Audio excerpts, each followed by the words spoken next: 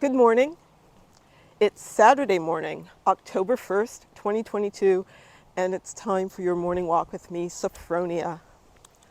I am taking advantage of a pause in the rain to get out here on this beautiful property. I am at Wisdom House in Litchfield, Connecticut. This is a retreat center, and I am here with Sarah Arthur and Lena Roy co-leading a Circle of Quiet, the Madeleine L'Engle writing retreat.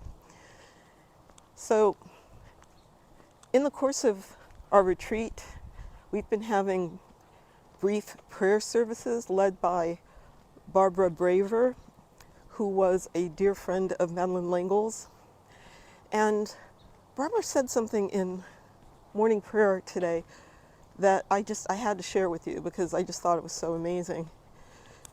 She was talking about she was talking about self-compassion, which is hugely important, but she was also talking about how we do events like this, like we go on vacation or we go on a retreat, and we have all of these expectations for ourselves about, how much writing I should have gotten done, or how much you plan to relax, and what you wanted to get out of the whole thing. And she said, just being here was enough. She said, your soul has been fed. The outcome is uncertain.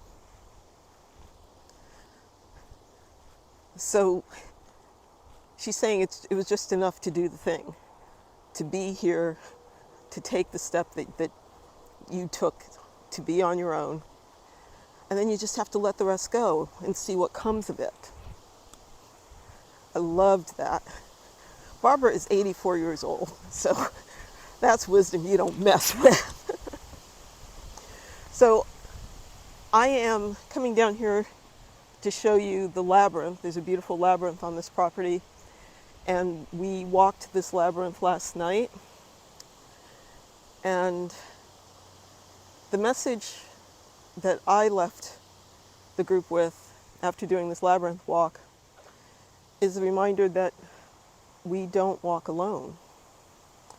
And this is something else Barbara mentioned in her prayer, that we are all surrounded by a cloud of witnesses, a cloud of saints.